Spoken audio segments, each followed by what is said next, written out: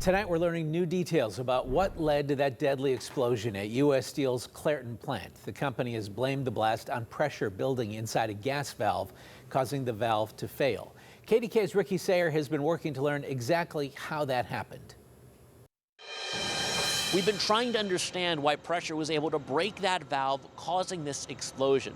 The local vice president of the union here at Clairton tells us that as he understands it, workers significantly overpressurized that valve with water. He says they were flushing it ahead of planned maintenance, and he also says that work is being done right now to prevent more damage from taking place.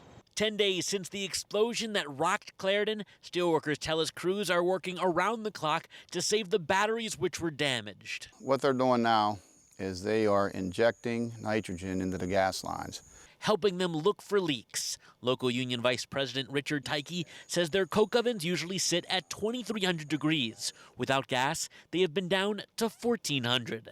At 1,200 is like the borderline of losing them ovens, which means the refractory could crack, go bad. He says it could force them to have to rebuild entire batteries, a lengthy and costly process. To avoid that, he says they're working on a workaround that in just days could allow them to manually add gas, bringing limited heat to the ovens. It involves replacing the room where the explosion took place. They're setting up a temporary reversing room right now.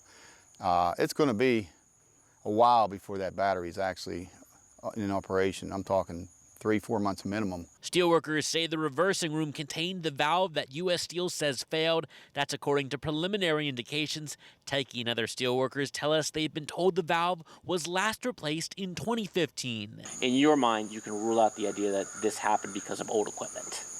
I don't think it happened because of old equipment. He says to his understanding, workers significantly overpressurized the valve with water, causing the valve to split, releasing gas, which would eventually ignite. And the question is, we don't know why they did that? No, it's all under investigation. He says there have been fears from steelworkers that there could be layoffs due to the batteries being down. But he's been assuring them that due to a 10-year commitment from new owner Nippon, there's not going to be any layoffs. They're going to cross-train you guys. They're going to keep you working. Tyke remains grateful that more weren't hurt during and after the explosion, saying he's thankful for the first responders, union steelworkers, and management. It was a tragedy that had happened. It was a hot day, and we all came together and worked as a team, whatever needed, we were doing. I also asked if he could address what we've heard from multiple steelworkers, that being that they'd heard secondhand that there was an issue that U.S. Steel had known about for about a month. He says that there was a leak in the area of the explosion, but that it was corrected with a patch, and it did not lead to the explosion. He says they had monitors on it to make sure it wouldn't leak again. Reporting in Clairton, Ricky Sayer, KDKA-TV News.